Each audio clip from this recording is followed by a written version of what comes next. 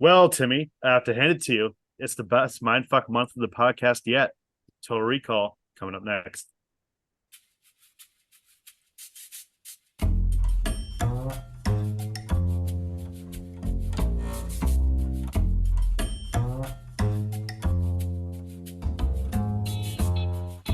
Haven't Seen It with Tim Sestito and Tommy Tevenet.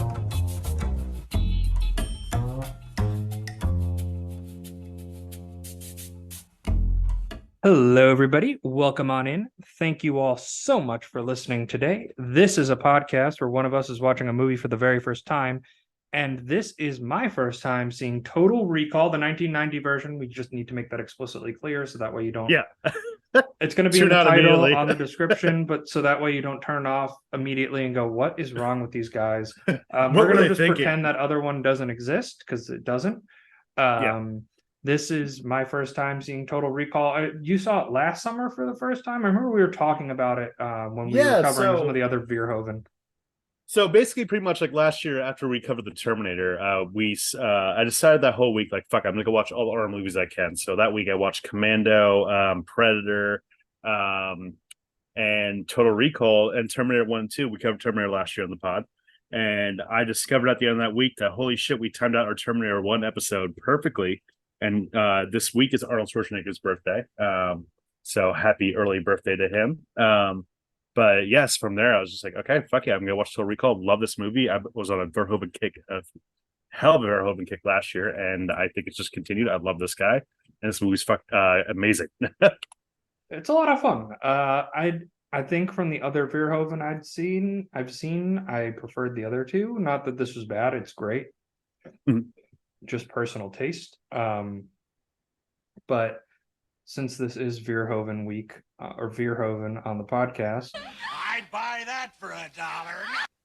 and we got a lot more of those. We got a lot more of those little lines in this movie. It feels like he works so well with those kind of just little characters and just like Verhoeven's greatest strength, I think, is just bringing the world to life. Like the world in and of itself is a character.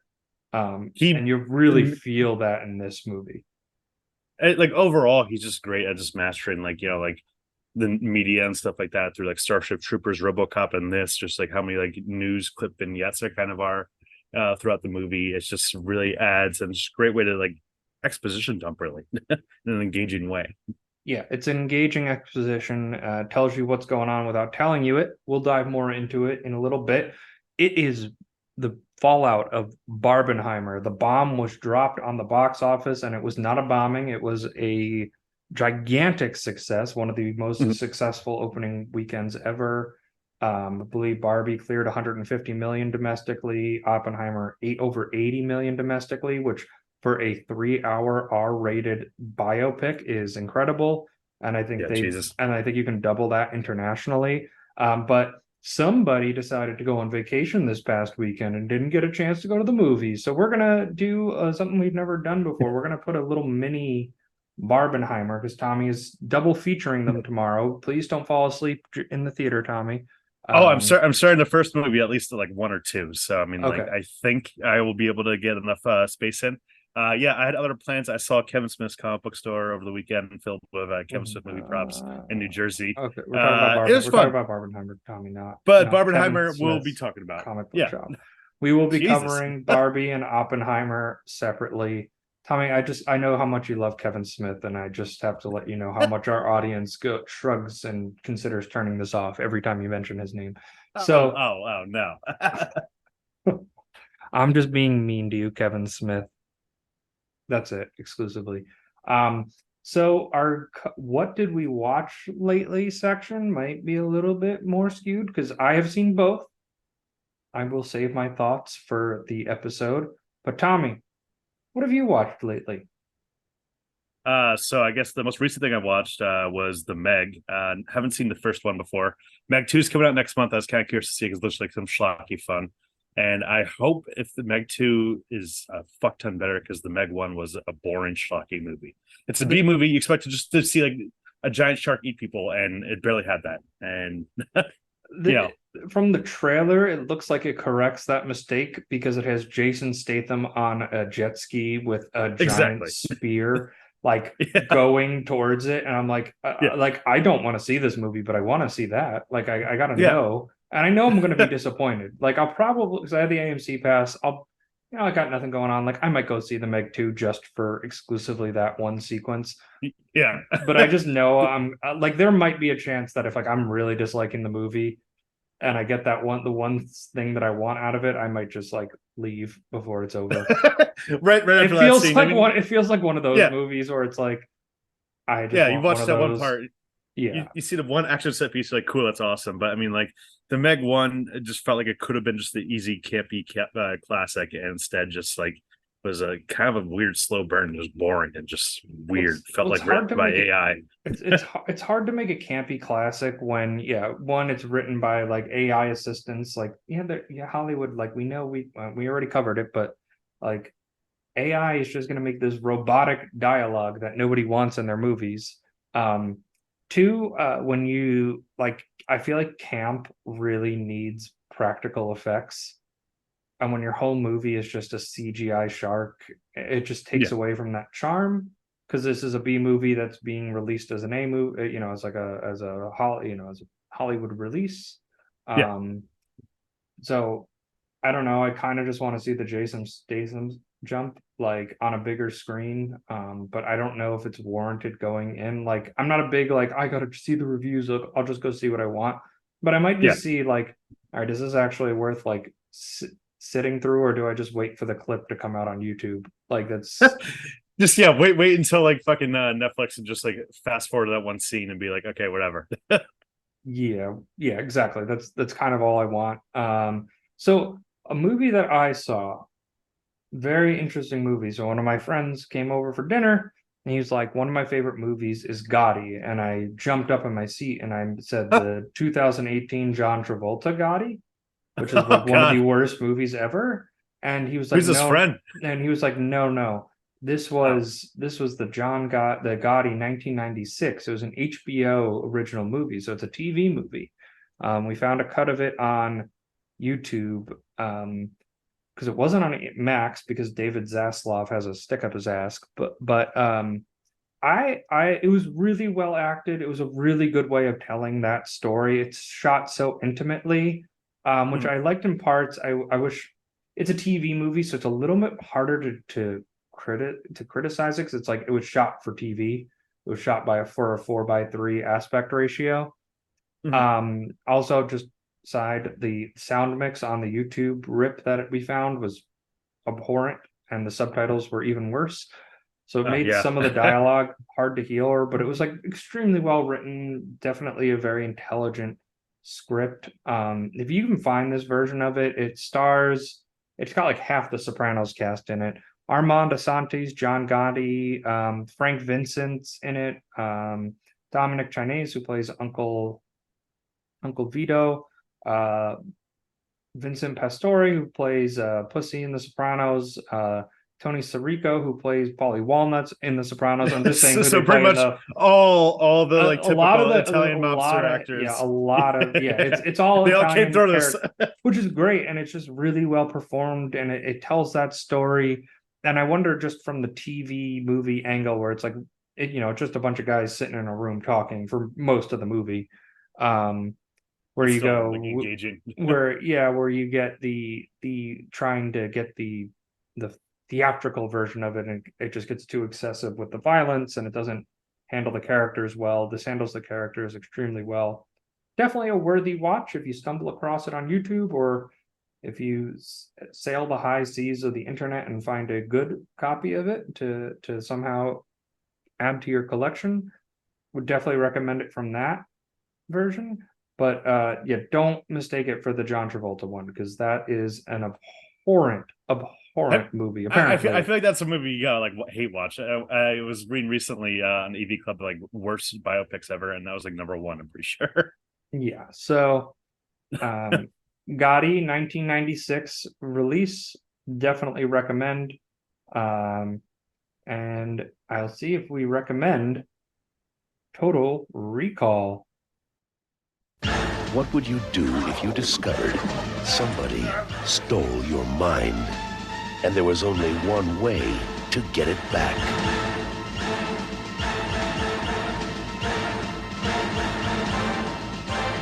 Cut. Arnold Schwarzenegger. Get ready for a surprise. Total Recall.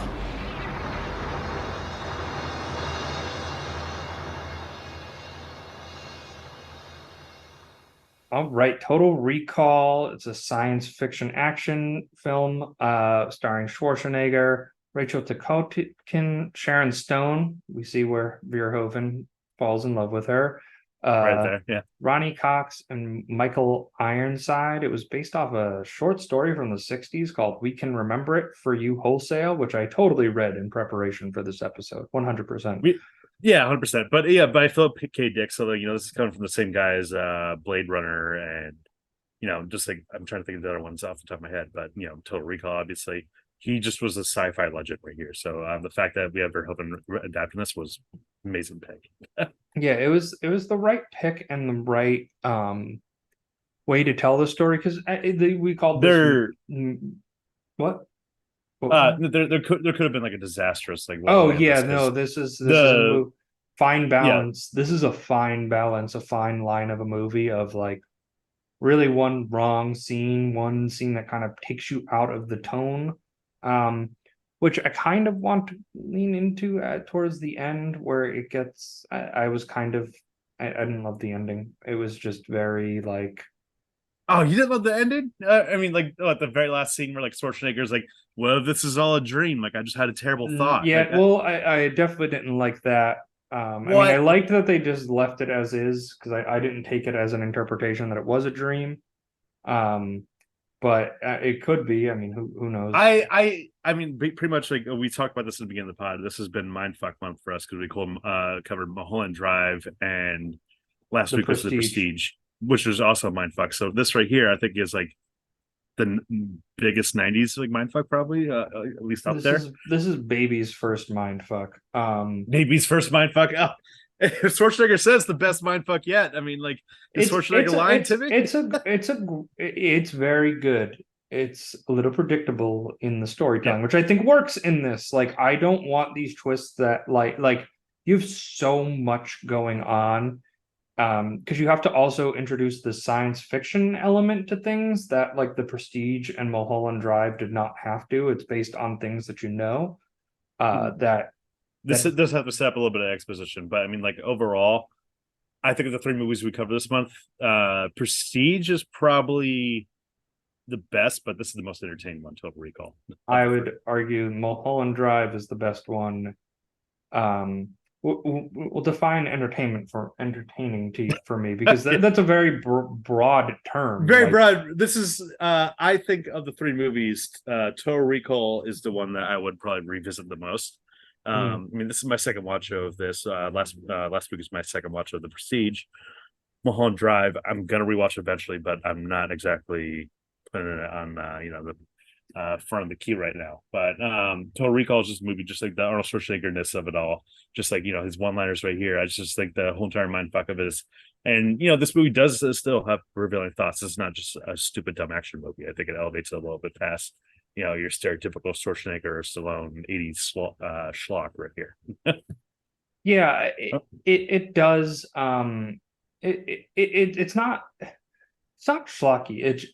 Listen, it's the most entertaining, I would say, in the concept of, actually in the definition of entertaining, this is definitely the most entertaining of it. It's just out of the three, it's the easiest to just put on at any point and just kind of the movie kind of just take you in. Where the other two kind of feel like you have to watch it all in one sitting. You have to watch it all in one sitting. You have to like absorb it and take it in. It's not and they're more resonant. I would say that's definitely Mulholland Drive is like that resonant feeling of it. Where this one, I was like, that was really fun. I had a good time with it. It was a good movie. But I didn't feel the same way that I did when I watched RoboCop, for example. I feel like the one criticism I had of this movie on rewatch, because I think I saw this before I saw RoboCop for the first time. is that this movie kind of feels like almost like retreading RoboCop in some aspects. Mhm. You know, Mhm. especially like the news presentation style right here, having Ronnie Cox Well, and as that's the just villain again. that's And Ronnie just Cox is essentially playing the same character. I mean, I couldn't really. well, it's see- corporate America, but that also comes down to the story of it. Like, I don't know if that's Yeah. really a criticism of Verhoeven, and he found a style that worked of it. I just meant more in the way that the move RoboCop wraps it up. Like, RoboCop kind of has this very slow pace in the first 10 minutes or so. Like, it's slower paced. It's satirical and comical, but it like slowly builds up to the release, like to the reveal of RoboCop, and then puts its foot on the pedal and doesn't take it off, and then just ends in such a beautifully satisfying way, that you kind of have goosebumps the first time you watch it. Like, this, I was like really engaged. Like, the first 10 minutes, I'm like, all right, let's just see what's going on here. Then the second act, like, I would say that the second act was the best part of this movie, which is odd for a lot of movies. Not that the second act needs to be not need. Like, I would say that was the like had the least flaws to it. You know, it just felt the most captivating, the most riveting, the most that Yeah, well, I mean, like, because this is where the reveals were kind of happening, kind of this Mhm. movie unraveled. well, Because it's at the first reveals was and it was the traveling. It was like the different worlds and just like the different characters. Going into the neon bar, the sleazy club, with the lady with the three boobies. I mean, yeah, this is also why this is the best movie of the three. I mean, the other three movies, you have boobies in Mulholland Drive, but not three boobies.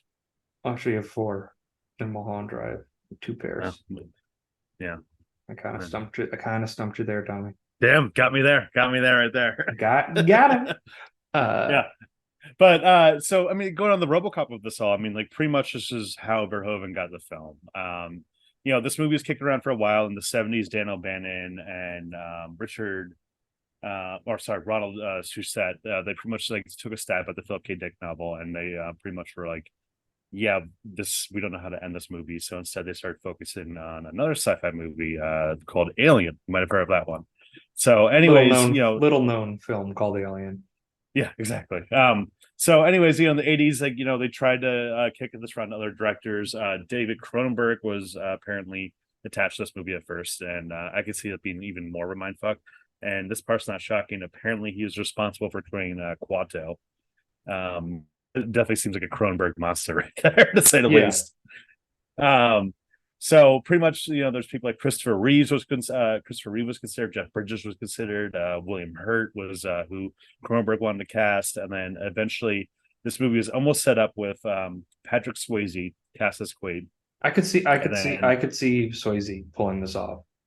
He definitely could, but I mean, this would have been not with Cronenberg as director. This would have been Bruce Bresford, who I couldn't even tell you what movie that night. Yeah, I've never heard the name before. So yeah. But anyways, yeah. So they were building like a set construction in Australia, and then the studio filed for bankruptcy, and everyone was fired, and the sets had to be destroyed. So they already had fucking $8 million pre-production costs. So other studios were available to purchase it, and Schwarzenegger became aware of this. He's like, I want this fucking movie. Paul Verhoeven, he made RoboCop. That movie's awesome. Let me get him in here. And pretty much that's just how it got set up. And Schwarzenegger, this is pretty much apex Schwarzenegger. I mean, like, Terminator 2 was probably a year after this. So 2 years, but 92. That was his 92. peak. Well, I'd say this is pretty much the era of his peak. The beginning. The 80s to T2 is his. That's the apex of his mountain of his career was T2. It's the biggest movie he was in, which is saying something considering how many goddamn blockbusters that guy was in. One of the highest grossing movie stars of all time. I will say, in Schwarzenegger's credit, Verhoeven, out of all that I've seen of Arnold, and I'm going to take away the Terminator performances, because it's just the physicality of Arnold that you really need in that role, and like the robotic monotone just fits what the character is, so you don't need to have like a range. And I'm not even saying Arnold has a range in this. It's just so like you think of a lot of wow and like big delivery of lines. Like it didn't really have that. It was a very reserved performance from Arnold, which I think The first act is especially jarring of that, because like, you go from like seeing him in like the Terminator movies where he's just playing a robot, like you said, and the first act of this until like he felt like a gets the human. reveals, He felt like a human in the first act. yeah, like a normal dude, like just a normal guy, which Like a normal was normal blue collar construction worker, which is and they make him wear like a big jacket that kind of hides his muscles. I mean, you still know Schwarzenegger, but like he doesn't look like superhuman for a decent chunk of this film. And I'm sure they changed his diet, like and like his lift regimen for this movie versus like the Terminator, where it's like, Arnold, we need you as big as humanly possible. and when you say humanly possible, I mean, some vitamins that you can give yourself to help you grow size. Just vitamins, nothing else. But yeah, like he just comes off very human, and just like in a lot of movies, and sometimes it's a script. It's that you're dealing with a great director with Verhoeven, just gets Arnold to almost have his guard down, and just like be a normal person, and it just helps you connect to the character. So yeah, I mean, pretty much what we have here is that Schwarzenegger, unlike other action stars, pretty much just worked with like the top directors of his time, and like in ways that are like very creative and very outside the box. Unlike John Blackadam, who just worked with like pretty much like schlocky directors. You have James Cameron, John McTiernan, who also created Die Hard, and Paul Verhoeven at this point, and Ivan Reitman in terms of comedy and stuff like that. He just knew how to pick the right projects for him, and just the top directors and the best writers to bring out everything with him. So I mean, I think as much as Schwarzenegger is a good star, but we have him in more generic movies like I Love It, but Commando, it just comes off as just generic schlocky fun you watch when you're a little drunk, and not top tier stuff. Yeah, and this is interesting because I actually think The Rock is like a very good performer. I know John Cena and Dave Bautista have like out eclipsed him, but it's this skill set that you just kind of mentioned here of like Dave Bautista and John Cena have signed on with talented directors and talented writers to showcase their range.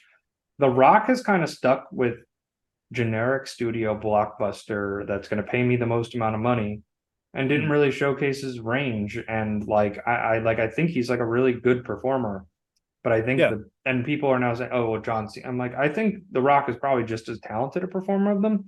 He just can't get out of his own way, and then he gambled it all on Black Adam, and it's kind of just like ego thing right here. I mean, like the difference between those other two actors is that they're allowed to be vulnerable or the butt of the joke. John Cena especially, and you always wonder if like The Rock, it's like when is he going to get his James Cameron? Whereas like if he worked with like it might be too late for him. He's like the guy of the 2010s. Like it's not like Black Adam bombed. Like that was his like. Black Adam should have came out like in 2017 to be a hit, not when superhero fatigue was setting in for like not good superhero movies, because there was just that run in the 2010s where any of them that were made outside of like Justice League just printed money off the press. And the interesting thing, and we'll talk about it more in our Barbenheimer, mini, we just witnessed a gigantic shift in what audiences want in a theatrical release.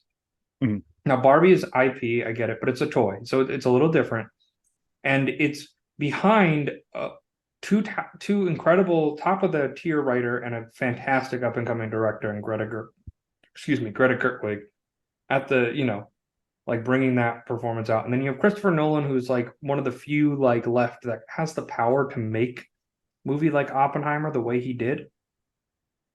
And like I felt like we just watched, and the box office just told us we just watched a perspective shift. And I'm not saying dual releases, like I already saw they're trying with Paw Patrol and Saw whatever is coming out on the same day, and they're like, that smells of desperation. And then Paramount tweeted, "Can't wait to get my tickets for Saw Patrol," and it's like, dude, those aren't the tones that go together in terms of release. It was just this utterly ridiculous, like you have Oppenheimer, this like bleak, dark biopic. It's and then you have Barbie like hanging out over there, and you had two really talented directors behind the pictures. And it's almost there. I don't think Hollywood's going to get the message, right? The studio executives, your David Zaslavs and your Bob Igers, but they're saying, hey, we want talented people to tell the movies that they want to tell, not what you in a boardroom and a bunch of marketing people want to tell. Like, yeah, I mean, if we take a look at the summer, I mean, as just a general aspect, you know, we have the Flash movie that just came out with Michael Keaton's Batman, and that got me in the theater just to see Michael Keaton's Batman, but apparently not enough other people. I pay for AMC stubs, so it doesn't take me a lot to fucking convince me to go to the theater. You know, we're seeing that people like aren't really falling for the nostalgia baits as much anymore. Nostalgia based, more the multiverse. The multiverse, yeah, they'll fall done. for they'll fall for a nostalgia bait if it looks like it's going to be a good movie. I mean, like Spider-Man No Way Home, it also looked like it was going to be a fucking great movie. The Flash just, you know, looked like shit, and you have all these other ones that are just like, okay, like who cares? Indiana Jones and the Dial of Destiny, like, yeah, exactly. I mean, I like that movie, but still, just like the same thing, nostalgia bait right there, and even Mission Impossible one. Mission Impossible failed because I think it got fucked. I got fucked by release date. They should have delayed it into August. That was on them for Tom Cruise stubbornness on not moving the release date. Like you had this window, like a month in to just dominate. Like there's nothing coming out in August outside like the Meg 2. You had this window to just dominate, and you smushed it in the biggest releases. Like you put it out the week beforehand, and you moved it up 3 days to just get that extra revenue in. Like they should have pushed it back, but it's still doing okay. It should still at least like break even, which is fine. It's not going to stop these movies because like there's clear factors as to why Mission Impossible didn't do as well as they were hoping. But yeah, I mean, we always joke about like how like, you know, look at like Hollywood only does like sequels or remakes, and like if this comes back to like, you know, we're talking about Total Recall right now. Total Recall is a movie, sure, it's an adaptation by like a short story, but it's not an IP brand, and it was just pretty much just the original story with, granted, the most popular fucking movie star in the world, but I would love to see more stuff like that, just like a movie star doing more and more creative risks. We don't really see that as much. And it's the balance. It's the balance of like what star power used to be versus what star power is now. I always use Twitch as the example of like if you have this niche interest, there's probably a guy that you like who you think is entertaining in the way that you describe it. Like there's literally streams of like people doing woodworking that people sit and watch and they get enjoyment out of that. Like who people find famous is very subjective nowadays versus objective because of where you're getting your information from controls. You know, if you have a Twitter feed that's built out that has no actual mainstream news in it, like that traditional view is gone. So it makes that like we're gonna bet this non-IP on The Rock or whatever. Yeah, well, I mean, doesn't have that potential that like an Arnold movie would have had, but they also didn't really try it with these actors. You know, they didn't give it a chance. Yeah, it's bizarre. I mean, like, you know, you think of just how segmented it is. I mean, like, you know, sometimes we would look at a musician or something like that, and like you'll see that he's sold out MSG or like whatever, and you'll look at him and you're like, I never heard of this fucking person in my life yet. Somehow it is. I mean, maybe it's because we're getting a little older, but it's just also so segmented. But anyways, back to Total Recall. I just wanted to point out, like, Sharon Stone. I mean, this pretty much was, in some ways, a little bit of her breakout role. I mean, Basic Instinct obviously was that made her A-list, but this was her. Yeah, this was her coming out party. Yeah, this is her stepping stone right here. I mean, like, pretty much Paul Verhoeven casted her. You know, we talked about that more on our Basic Instinct episode last year, but a big reason was because of her in this movie. I mean, she gives off such a great little dual performance and like straight up femme fatale, and you can see why she ended up working so well in Basic Instinct a couple of years later. Yeah, and it was just that way. It was a line from Verhoeven where he saw the way she went from so soft and sweet to just diabolical on a hat. And not to get ahead of the transition that's about to come up in a minute, I would say she gave the best performance out of everybody there. She didn't carry the movie, but I felt like she gave the best performance by a mile. And she has the most memorable death of anyone in this movie. I just Oh feel like. yeah. Of just like the consider this consider it a divorce, which is one of those things. And I remember like how last year we were talking about how Schwarzenegger, when saying "I'll be back," how he didn't want to say that because he was like afraid to pronounce it. And he's like, I don't know if I could pronounce that. And James Cameron's like, you're gonna fucking pronounce that. And this is a case for Schwarzenegger when he says consider it a divorce. It doesn't come out that clear. And sometimes like you say this a divorce, it a divorce. Well, what the fuck, Schwarzenegger? Oh, also I need to shout out the cab driver. The Johnny Cab. Well, Johnny Cab was great, but then who was it? The guy Benny. Benny the cab driver says, "Hey, I'll take your fare here. I got 5 kids to feed. I got 5 kids to feed. Oh, where are you taking me?" Then you have that little twist with him. That was excellent as well. Like that one I did not see coming, that he was going to be the one that It was it was fun just to unravel just another character. It was like no one's on this guy. like, and you just thought he was going to be this random throwaway side character, just like, oh, he's the goofy cab driver, he's fun, he's memorable.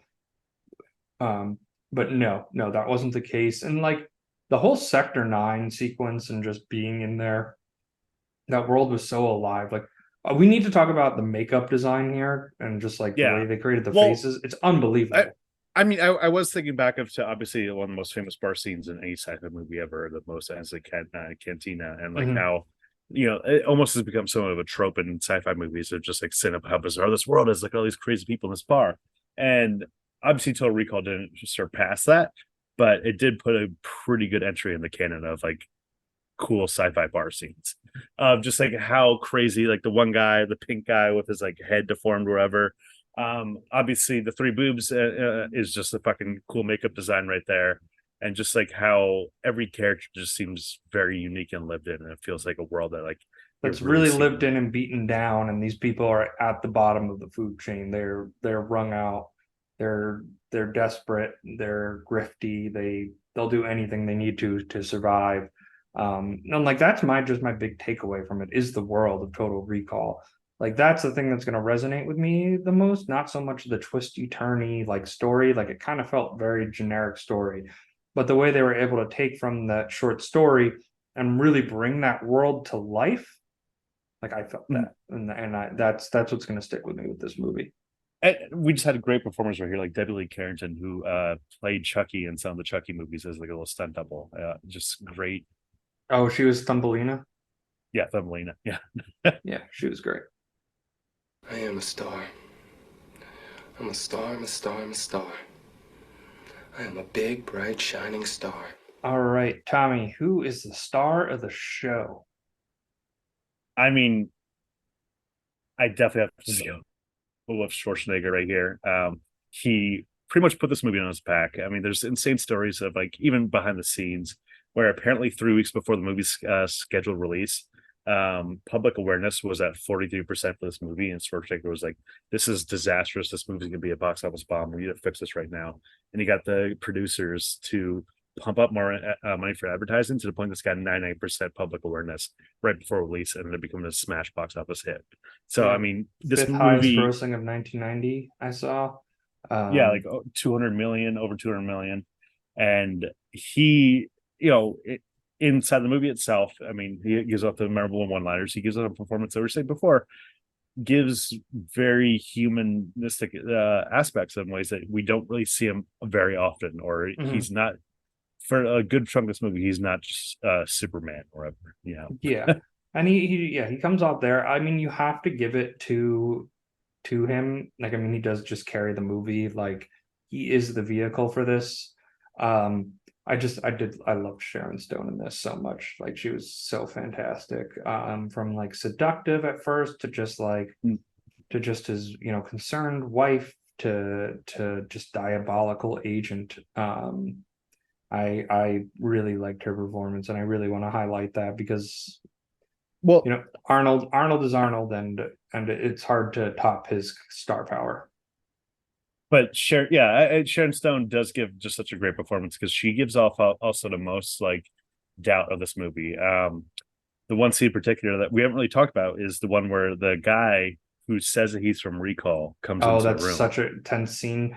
I kind of Yeah. read through it too. I was like, this feels like a fake. So 'cause we didn't touch upon this. I mean, that much, but so what do you think at the end of the movie? Do you think that this all actually happened, or do you think that this movie would, if this movie lasted 5 minutes later, we would see him like lobotomized on a chair? I think it happened. And that's just the way I want to view it. I'm sure that if I Googled articles, what is the true ending of Total Recall, but that's just not how I like to enjoy movies. I like to come away with my own interpretations, and So for I you, it's just like this all happened, and this is all just like, yeah, it's straightforward. I think the other end takes away a lot of the impact because like he ends up freeing Mars from the control of this business that was just charging them for air and creating a natural oxygen level on Mars. I think if you take that away, like you're just dulling the entire impact, which is why they wisely put it in there. And it also creates that conversation piece. Was it a dream? Was it not? It's a little bit of Inception there Yeah, at the end. I mean, yeah, this movie definitely walks so Inception could run. Not that this movie's bad in many ways, but I mean, like, it's just the fact that it's just like the one scene with Dr. Edmar, just like we are on Arnold Schwarzenegger's side right here because we're thinking right now, like, we don't want this movie. We don't want the fucking stupid ending of like, oh, it was all a dream and like you just had this great time. Those always feels like cop outs. Those always fucking suck. So when we're hearing all this shit, we're like, no, come on, he can't be true. This isn't a dream. This has to be fucking real. Well, also in Inception's defense, Inception is literally all about the layers of dreams and dreams within dreams, and it's a whole Chris Nolan kind of story that only he could really tell. So I get what you're saying, and it is a cop out in most movies. I wouldn't say it's a cop out in Inception, but I haven't watched that in a I was number talking of about years. Total Recall. Oh, no, I know you're talking about Total Recall. I just meant I thought you meant that in a broad generalization of like No, I movies was that talking about use the dream as a cop out. yeah, like a big yeah, twist. exactly. So it's just in many ways just it gives off the main layers. I think that this was really real at the end thing, but they do really set up in a way that you could come away with it at either aspect. I mean, the fact that we see the main girl, blanking on her name off the top of my head, but see her when he's saying up what's your dream girl right here, and then it ends up looking exactly like Melina on the computer screen right there. Just little subtle touches were just like shit. Are you ready, comedy partner? Waka waka. All right, Tommy, this Total Recall work as a Muppet adaptation. Do we need a 3-boob Muppet? Because that's why I just first thing my mind went to. All right, get your head out of the gutter, Tommy. I feel like the world could be full of Muppets, but Just like the mutants. The mutants are just Muppets. Muppets. Yeah, that's the only way I could ever see that kind of working. But then it's not really a Muppet movie. It's just they used puppets in the movie. They just used Henson Studios for puppetry. What I do think is that you'd have to keep Schwarzenegger still in the lead, but you just need to see Schwarzenegger just punching Muppets like fucking left and right. Watching foam just like fly everywhere. Yeah, that would be fun. That'd be fun. Definitely, it's tougher with some of these action movies, especially a Verhoeven one that's always gruesome and bloody to adapt it to the Muppets. But review time, Tommy. Give me your score out of 5. This is a really fun movie. I'm glad we're covering Verhoeven again. I think he's the director we've covered the most on the podcast at this point. And this is just another great staple in his collection right here. Schwarzenegger gives off a really fun performance, very layered performance for him. And then we just have great actors in here, Sharon Stone and like Michael Ironside, who we didn't touch upon, but he's great in this movie. And the whole mind fuckingness is just really engaging. And this movie is very watchable. It's my second time rewatching it. I finally got to bust out the Blu-ray I bought because I plan on rewatching this over and over and over again. So I'm gonna go I think 4 out of 5. Sometimes it reminds me a little bit of RoboCop, but overall this is a very fun, engaging movie. Yeah, I want to give it 3.5 out of 5. I enjoyed this movie. I felt like the best character was the world. That's what really grossed me in. It kind of felt like they had these twists in there that just like they didn't land for me. Like I kind of felt I saw them coming. But not to criticize it, it's a lot of fun, great action sequences, totally a rewatchable kind of movie. I'll definitely end up watching this again at some point. But yeah, 3.5 out of 5. So Tommy, any final thoughts before we wrap it up?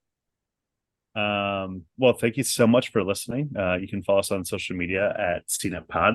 That's on Twitter, Instagram, and TikTok, and also the Threads. But we don't talk Threads about is that. dead. You don't need to. I Yeah, haven't heard anything about Threads since it launched. yeah. Or Twitter's now X, I guess. So, but whatever. We're gonna we'll keep for calling it. times. We're gonna keep calling it Twitter because I don't think X is gonna last very long. But Yeah. So, anyways, but yeah, leave us a 5-star review, Apple, Spotify, wherever you get your podcast. Really helps with the show out. And get ready because later this week we're going to be celebrating Barbenheimer. I'll finally be watching it. And we also just want to say happy birthday to Arnold Schwarzenegger. He turns 76 on July 30th. So this Sunday. happy birthday, Arnold. Thank you all so much for listening. We'll see you next time.